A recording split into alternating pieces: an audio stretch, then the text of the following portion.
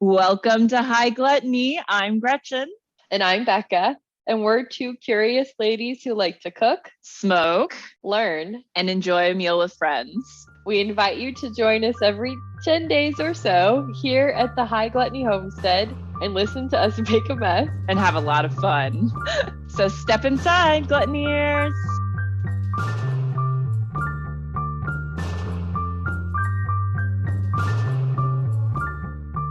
Are you ready for some more Marcella, Gretchen? I think so. I'm always more for Marcella. I am always ready for more Marcella. Gretchen's always more for Marcella. Yep, more. Every time. All the time. All the time. So yes, you guessed it. We are not done with Marcella. We may never be done with Marcella. We're making a very, very intriguing dish today. What is it, Gretchen? Give us our spoiler alert right up front. You mean the thing we'd have to give away regardless? That they've already read the title of anyway. That they know what they're listening to. Spoil it. Yeah. Well, we are making Tonnarelli al Melone. So it is Tonnarelli with cantaloupe in particular. Cantaloupe. Cantaloupe. What? In a pasta sauce? Oh, what? Oh, what? Yes. I've never seen pasta sauce with melon before. It's a totally new thing. I am deeply intrigued. I've already eaten the other half of the melon, though. I love melon, but generally I am of I want it raw and maybe with some ham, Cooked melon had not really entered the realm of being a thing in my head. My brother's probably going to tell me when he listens to this episode that he knew about cooked melon all the time. But, of course, yeah. But this is new to us. This absolutely caught our eye. Also, it's one of the few pasta dishes that Marcella slightly, hesitantly, cautiously says it's okay to use dry pasta or store-bought pasta. So we thought that is a +2 because we did not want to get into making fresh pasta today, but we are super intrigued by this sauce. So we're going to make that in a little bit. We are obviously never done talking about Marcella, so we've got some fun stuff to get to from her book. But we were so intrigued too when we read the Victor's Potion cocktail last time that we met and made our walnuts that we were bummed we hadn't read that cocktail beforehand. So we're actually both sipping on some Victor's Potion too. Mine's a bit of an interpretation of Victor's cocktail because I didn't want to buy Campari and I forgot to buy orange juice or oranges to make orange juice. So I have blood orange concentrate and blood orange vermouth from Mom and Pop. So it's a bit of an interpretation. The rest of it matches what he put in there. Yeah. And I also don't have orange. I have tangerine instead. But it's really good. I like the bitterness and the sweetness. It also has a little lemon peel, but it's tasty. Oh, I forgot my garnish, of course. There's that little mint in there too. Super smooth. I love it. I see why they made it as their appetizer cocktail. Because it's perfect. It's just light enough. You could add a little, I'm tempted to add a little sparkling water in there just to lighten it up even, since it is mid-afternoon and I could always use more hydration. So, and this does have vodka in it too. So we always have to be cautious with our vodka in the afternoon.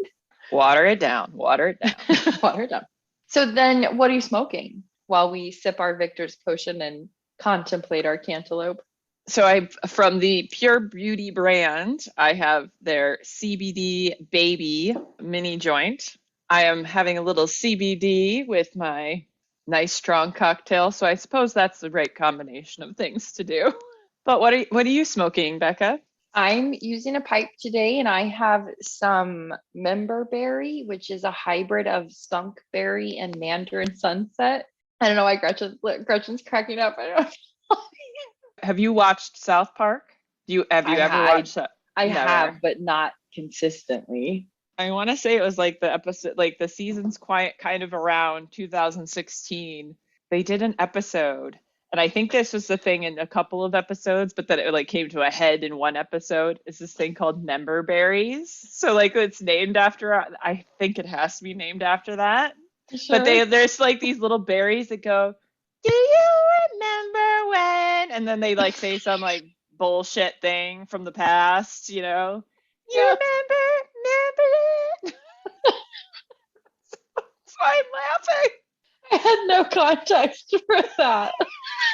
That's why I was just like, because it's also a hilarious, it's like one of my favorite episodes of South Park, I think. That whole season was pretty like egregious, but also like, oh my God, these guys really, they have the American zeitgeist really pinpointed. Really yeah.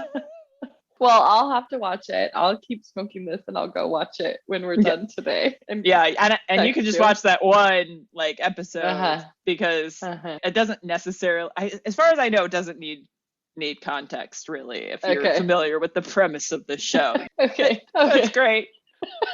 Memberberry. Yes, it's Memberberry. Do you remember? And it's got myrcene, caryophyllene, linalool, and then 1.1% CBD, so barely registering, and then 26% THC. And it's enjoyable. I'm feeling kind of relaxed, but also a little energized. So I think it's perfect. You're gonna member berries. Sorry, sidetrack from our cantaloupe episode. Yeah, cantaloupe. Marcella's Italian Kitchen does have obviously a lot of robust explanations and thoughts on each section, and we were both super excited by the pasta section, Gretchen in particular. To be honest, I haven't read much of it, but Gretchen was super thrilled about a lot of the learnings that she had. And as we keep digging into this cookbook, we just keep learning more and more and getting more and more excited about her approach to everything. So Marcella has some strong opinions about pasta. Seems to be that she really thinks that hand-stretched pasta might be the most superior pasta, but she is willing to admit that if you're getting a quality product from the store or from some sort of vendor, then that is also perfectly acceptable. Does machine rolled pasta, is that considered hand-stretched in her opinion? Machine rolled pasta, she considers compressed pasta. She has three main categories that she sees that there are. You've got stretched pasta, you have compressed pasta, and you have extruded pasta. And we're going to focus a little more on the extruded pasta since we are using a store-bought, and most of the store-bought pasta is extruded. Okay. I'm already learning. This is great. Yeah, that's why I was so excited and was like, can we read all of this? And you're like, remember how it took you a half an hour to read it the other day? You're the one that read it, by the way, to see how long it would take. And it took a half hour. Yeah, we could read it all, but I don't think anyone will listen to us. No, but this is super exciting, and so I'm glad you're pulling out the important bits for us here. I'm really trying, and only trying to touch on them briefly. So stretched pasta is rolled entirely by hand. You have to use a certain type of rolling pin. It's that like longer, thinner rolling pin.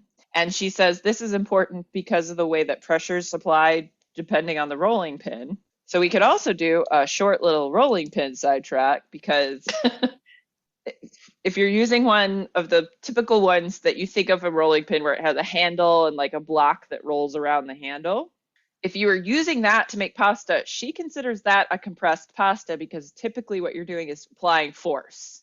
Whereas the thinner, like hand rolly kind, you'll see a lot of places using that like long, thin, like, so it's more like of a stick, basically. It's a stick, yeah. And so like you're stretching the dough more with that than pushing. I see. She's considering the pushing down compression, which is the machine too. It's kind of like forcing that into a smaller condensed version of itself. Whereas this other rolling pin that's just like a single unit of a roller, it's like a pencil basically, a big pencil. But that just gently kind of pushes the shape out. It stretches it instead of forcing smashing. it into Yeah. this like a more condensed version. Okay. Yeah. I Yeah. love. Okay. Oh, yeah. Super excited. Okay, here we go. We just started. This was Okay. very educational. Like, I was like, so many things were just like click, click, click, click. And I was like, it took me this long to understand this much about pasta. And she just has a good way of explaining it. So it's just like, oh, I understand. So It's just exciting. so clear. Yeah. It's really helpful on the beginner cook side because everything is really clear and really easy to follow. But I'm also still confused, so I'm glad you're here. So I think maybe I should just start with the very beginning of the pasta section. So I'll read that bit, and then I'm going to jump to the extruded pasta section. We'll talk a little bit about flour and go from there, I think. Yeah. I forget. I think you wanted to specifically mention the type of pasta she recommends for this recipe, which you have, but I don't. So I think we definitely want to make sure we talk about that. Oh, well, I don't actually have that pasta because I would have to make it myself. I just bought really expensive pasta. So okay. We can talk about my expensive pasta that I bought because I was like, ooh, this meets all of Marcella's like criteria. And so I got really excited about it without looking at the price tag and got to the register. And then the girl had to tell the girl that was bagging, like, this is how you put this in if it doesn't have a barcode on it. It's like, you were like, so it doesn't have a barcode. It's $10.99. And I was like, I totally knew it's that expensive when I walked up here. Definitely. Yeah, totally knew that. All right, Gretchen, take us off here from the beginning of the Marcella's Italian Kitchen pasta section. In less than a decade, pasta has risen from the infamy of its spaghetti and meatball days to become a favorite of cooks of all persuasion. Because it is such a simple compound, flour and eggs or flour and water, our attention is naturally drawn to what goes into the sauce or stuffing, and we tend to take for granted the essential component of the dish we are making, the pasta itself. This is regrettable. If we do not clearly perceive the differences in pasta character, if we cannot tell good pasta from bad, we can never master the vast range of expressions of this most versatile and satisfying of all foods. Pasta begins as a mass of dough. Whether or not it is made with eggs or with a particular kind of flour assumes importance only in relation to the method by which it is produced. What we need to distinguish, first of all, is how each method affects the properties of the pasta that are most significant in terms of flavor, the surface, and the body. To become pasta, the original mass of dough must be thin before it is cut or shaped. The thinning process can be accomplished by stretching, compressing, or extruding, the methods that in turn give us our three basic categories of pasta. Question. Mm-hmm. Can you explain to me a little bit more what exactly is meant by surface and body? I'll try. If you can. Just the if gist. I can. I'll try. Not because I can't, but I'm also just like, can I explain it in a easy and succinct way? Yeah. But I can guess, but break it down for me a little bit. Why don't you read the extruded pasta section and see if you might get some answers? I feel like she talks about it in this section. So if she can explain it at least a little bit, she might answer your questions. Okay. But otherwise, if you're still confused, we'll talk about it after. How's that? Okay. So hold that question. Hold that question until we've gone through this section. Yeah. Okay. So extruded pasta, again, because Gretchen said that's kind of what is in our world today with our store-bought pastas.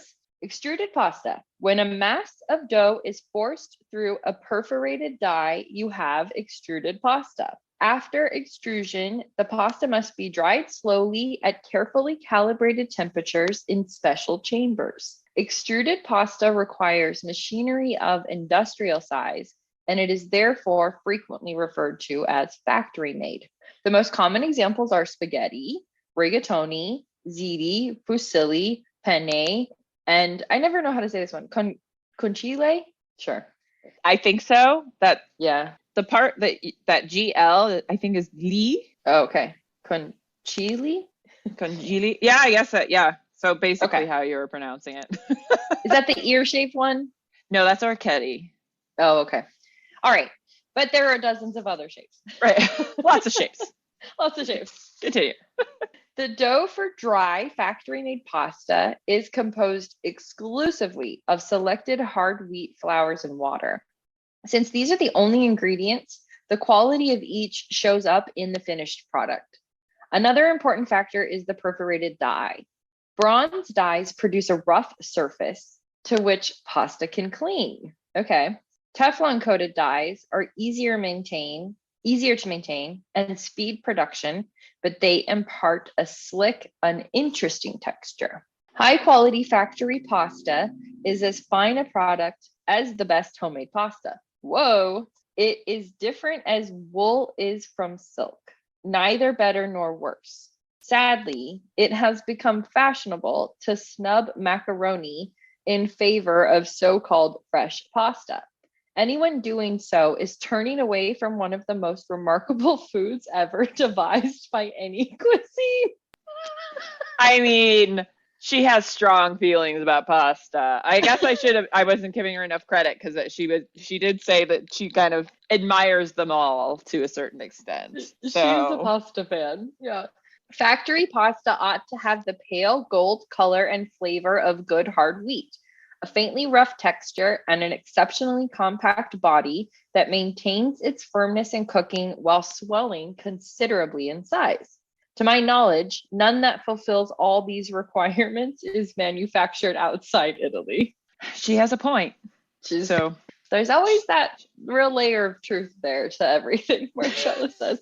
Egg dough can be extruded, but it is better suited to be stretched or compressed methods. In recent years, the market has seen the coming of extruding machines for home use. I am pained to think that because of their enthusiasm for pasta, people have ended up buying these devices. Now, here's the judgment. I was like, wow, Marcella, real judgy. Whoa, opinions. Yeah. Flour and eggs go in at one end. You push a button, and what comes out at the other end can be called pasta only in the loosest usage of the word.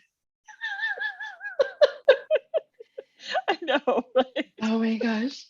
She's not done. It is a gummy substance of no gastroeconomic interest whatever. No more damaging blow to good Italian cooking has ever been struck. Ever been struck. God. Never to be recovered. Shame on you. Shame.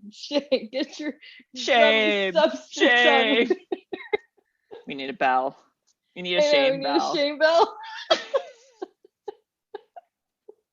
Whew, okay. Last sentence about extruding here. Home extruders may have a place in the history of man's infatuation with gadgetry, but they have no place in a kitchen. None. Don't you dare. Don't you dare. Get it out of here.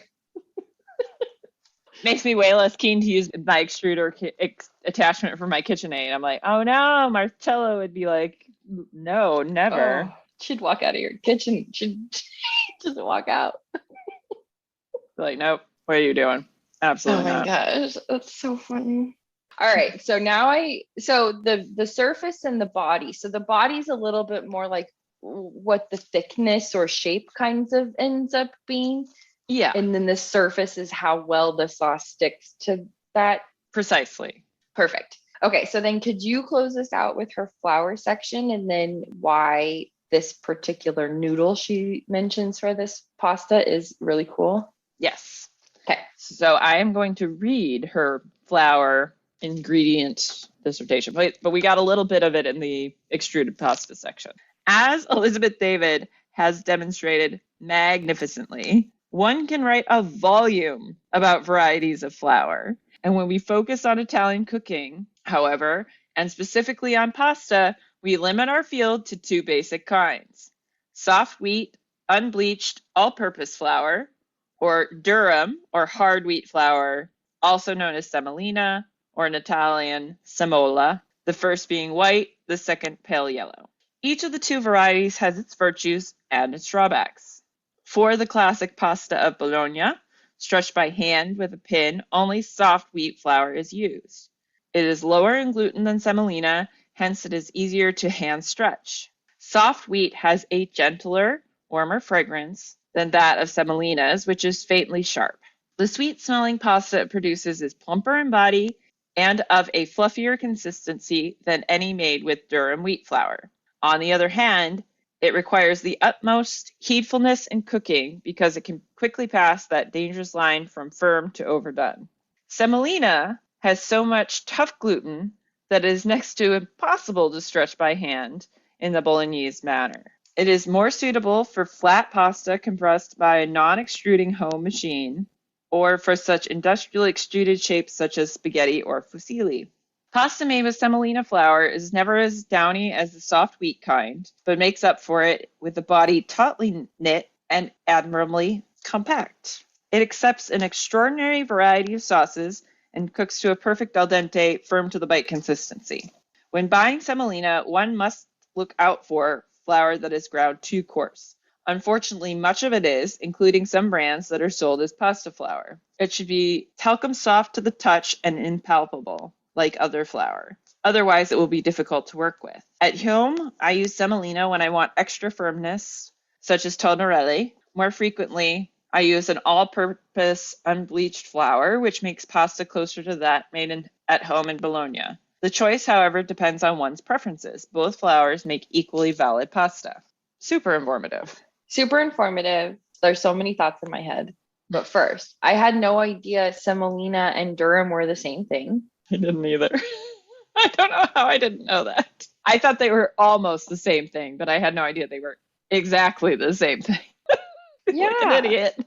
And so then when she says soft wheat, like, is that all-purpose flour? Yes. Okay. Yes. So anything that's not semolina or durum is a soft wheat, essentially? Yes. Okay. And there's another, like the type 00 flour. Yeah. That you can find, that's like the softest. So that would be something that you would use, like that you would buy specifically to use to make like a hand stretched dough.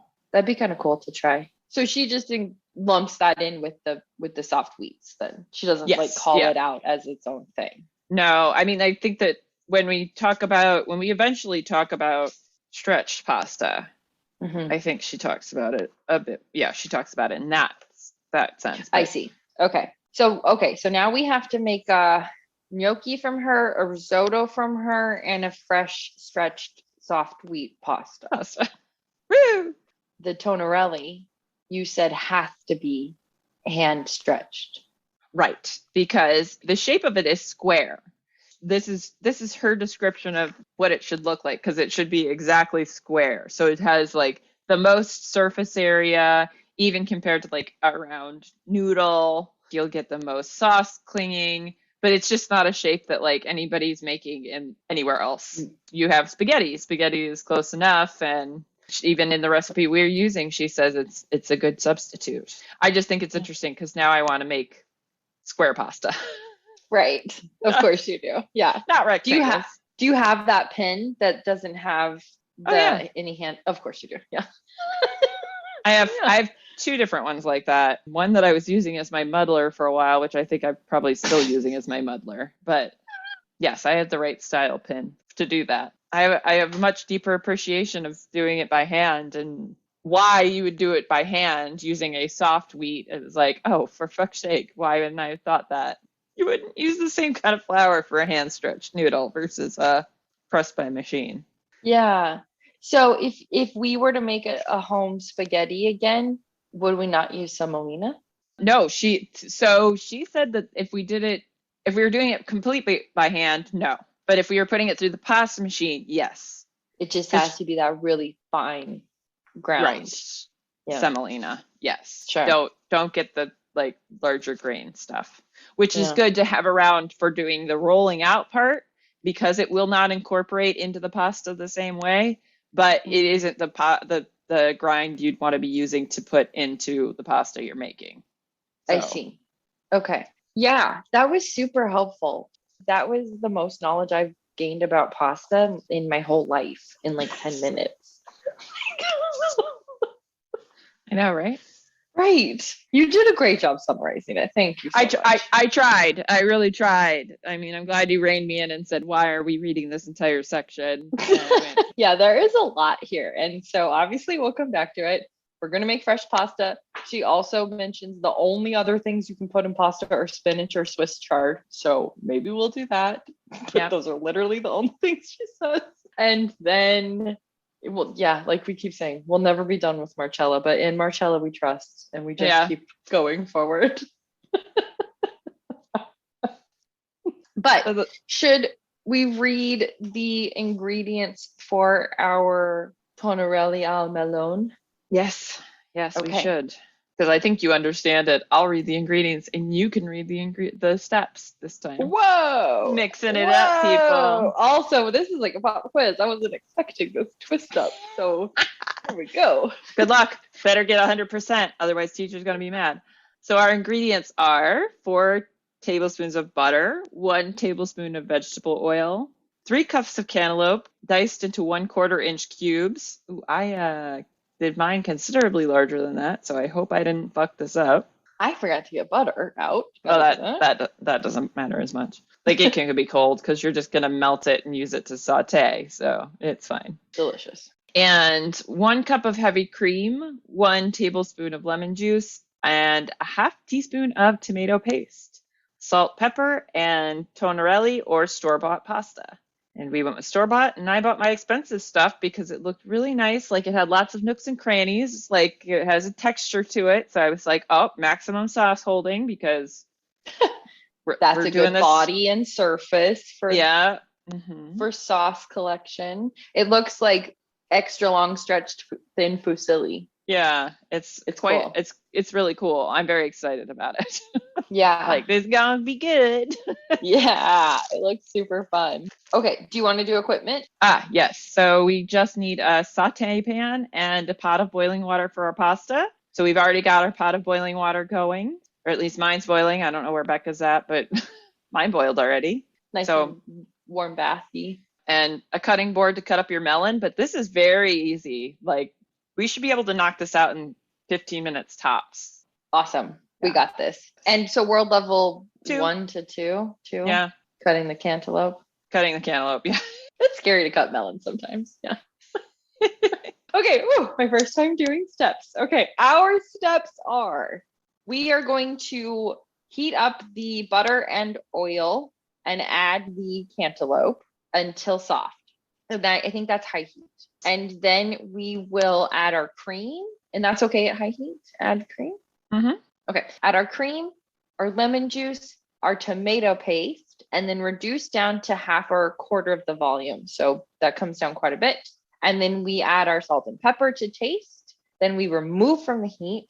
I think simultaneous to this, we'll be cooking our pasta because I'm guessing she's assuming fresh pasta, which takes like a second because she says cook pasta and then toss in. But we might also be cooking our pasta while we're heating our sauce up or cooking our sauce. So once your pasta is done, throw that into the sauce and then serve immediately. No Parmesan or anything. Very, very simple, basic. Very just, you're putting cantaloupe in your pasta sauce. Cantaloupe and pasta sauce. And we have already cut up our cantaloupe. Like Gretchen said, maybe in the right shape. I think mine are much bigger than that too, because I was being kind of lazy. Mine might be closer to 1 inch. Well, I think it can also be kind of related to the size of your pasta. So I guess it's kind of good that I got like a thicker pasta, because if you're using the spaghetti or the Tonnarelli is going through the finer of the 2 cutters on your pasta machine if you're making it. And so that would be finer. So like you wouldn't want chunks like that size with that sort of noodle situation. Sure. But a spaghetti can take a chunk. Yeah, spaghetti and meatballs for a reason. Right, exactly. I think we got this. Yeah. Okay. My water is pretty close to boiling. I'm going to turn it up just a little bit. And Gretchen's only doing half the recipe. Because I'm by myself on my own. And she's unsure about the cantaloupe piece of this. I can't imagine how it's going to be bad. I'm just not sure if I'm going to like it. Yeah. Going out on a limb here. But it was just so intriguing that, as you said, in Marcella we trust. Yeah. In Marcella we trust. My butter sizzling there. Sounds Waiting so for it good. to melt it down here. And I've got it over the high heat. So adding that vegetable oil helps raise the smoke point of your butter so that you're not going to get too hot and not be able to saute your melon as effectively. That's very cool. I remember you saying that that's one of the things she recommends all the time when you're sauteing something is to do that combo. Yes, with butter, yes. If you want the butter saute. Gotcha. And you already told me that your pasta is from Italy. Tell me more. I mean, there's nothing on this label that's in English even. Definitely Italian. I wonder it's $12. Well, Okay. you know it would be Marcella approved. Yep. Okay, my pot is now reboiling. All right, looks like my oil butter is ready over here, so going in with my cantaloupe. Your lopes? Going in with my lope. How did you know I was thinking that in my head? I just could tell. Get out of my brain. It's scary. I know. Scary. Awesome. I know.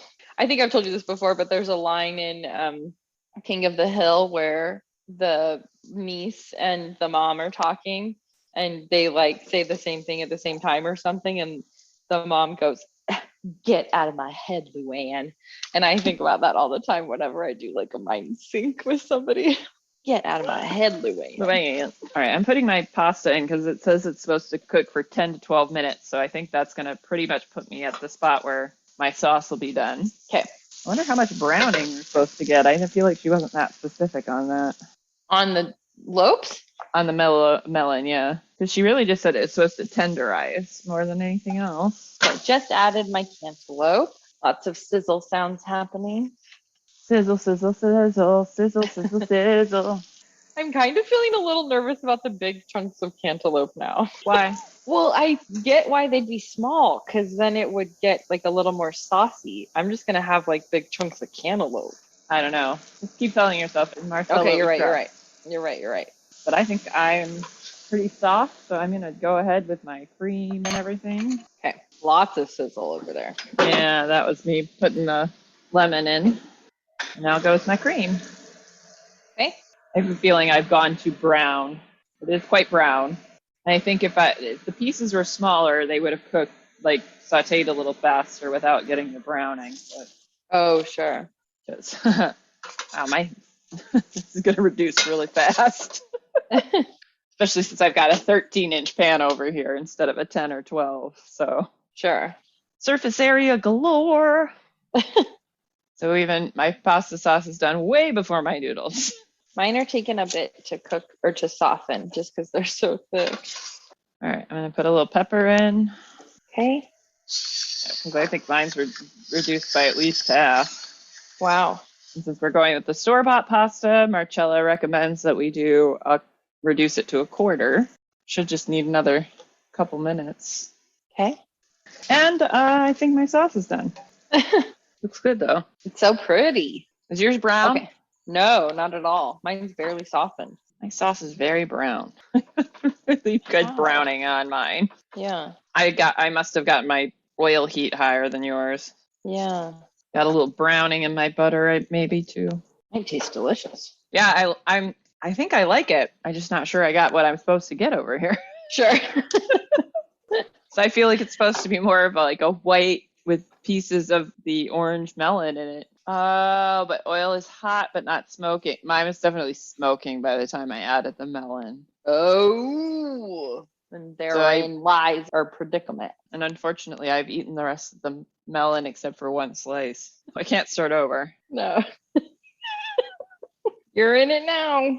I am in it now. It's fine. Okay, I just put my noodles in the water. Okay. I'm about 10 minutes behind. And I have yet to add my cream or lemon or anything over here. Oh, well. I think I am now. I've got just a teeny bit of browning happening. So I'm going to go lemon, cream, tomato paste. I don't know why I said it like that. Yeah, so I have a feeling you're supposed to end up with like a peachy colored cream. Sure. With these nice, like, delicate peach chunks in it. But you have like a brown thing. I have a brown sauce. Okay. Maybe, I don't know, your tomato paste. It's not enough tomato paste to have an effect. Yeah. No, maybe I'll have to just buy another melon tomorrow and try it again. Do it over. Yeah. Yeah, see where I can end up. This pasta does not cook quickly, though. Guess I should taste it before I pass judgment on where its doneness is. But as soon as it's done, I'm just going to lift it right out of the water and toss it into the sauce. So you turned your heat down on your sauce and then added your salt and pepper? Correct. Okay. I think I'm going to give my pasta like maybe 2 more minutes. Oh, the fork went right through that one, so maybe that means it's time. Okay, you're putting your pasta in? Mm-hmm. Okay. Those weird shaped pasta, it's like, what is the right tool to get this out of here? Yeah, really. I've gone with tongs because this does seem to be the most logical choice. Okay.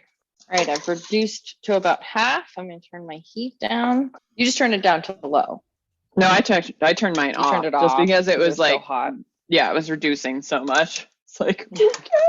Has a really, like, it's sweet smelling. Mm-hmm. It's probably going to be pretty sweet. It's going to be interesting. I feel like I'm going to like it. I think I am too.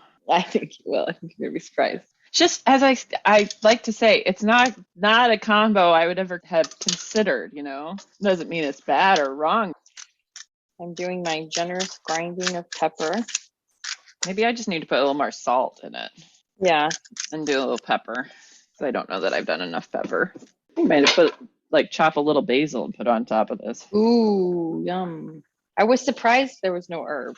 Maybe I should taste it before I get all judgy about what should go in there. There you go. Maybe it's just perfection.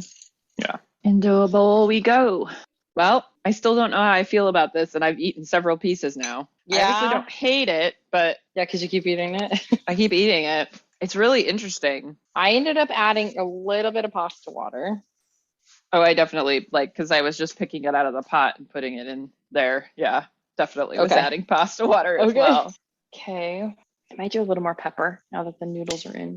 I really don't know how to feel about this. This is so interesting. Okay, what do you like about it? So you get this really interesting, fruity notes, but also complex savory flavors and a hearty punch of pepper. What don't you like about it? It might be a little too sweet. Okay. I almost would want to do a little saute of some onions in with the melon. Yeah. Just for a little bit more complexity. That makes sense. I was wondering too if you would do a little bit less cantaloupe and maybe a little bit more tomato paste or something. Would that change the balance too much? Maybe. Yeah. But I still haven't stopped eating it either, so. So it's enticing but confusing, it sounds like. Yeah, that's a good way to put it. It's enticing but confusing. Do you think your palate's just so shocked by a sweet pasta sauce? Maybe. That could be part of it. Yeah. Just that it's, a bit more to a dessert side. So unfamiliar as a a pasta course. Or adding, maybe adding a little bit of pancetta or something, just to make it a little bit more, give it a ham component. Could work too. Maybe a little Parmesan and maybe some fresh basil would bring it wouldn't make the sweetness so much the focus, but I really like it. I actually really like it. I think it's winning me over. Oh my gosh. I wonder too if it settles a little bit more. Well, I'm sure the flavor is gonna develop over time too. So sure. I think I love this. I can't stop eating it. It's interesting because I think about there are some tomato sauces that add sugar, and this just kind of does it for you. I bet it would be good with fresh pasta. Real delicate. Yeah, I love it. It's winning me over. I mean, it's not something I'm gonna make all the time. This is not my preferred way to consume melon. No. You're not a hot melon fan now. No, but if I'm I'm bored of eating melon like this, I'll know what to do with it, Yeah. I don't know if this is because of the color, but it kind of reminds me of an Amy's mac and cheese for some reason. Probably the color, yeah. Probably the color. It's really good. Yeah. Well, I think we like it. Successful experiment. Yeah. Yeah. Again, in Marcella we trust. And this was from Marcella's Italian Kitchen. We'll get the recipe up. We'll try. We'll get our thoughts up, maybe. Maybe. We'll try to put some pictures up. We always try. We try. And thank you for joining us, Gluttoniers. Another fun adventure at the homestead. Yeah, so excited to have you all with us, and rate, review, subscribe, do all the things, help other people find us, and be annoying about it. Tell everybody repeatedly till they Either listen or never want to talk to you again. Those are the only options. Only options. Up we go! Give me the lope pasta.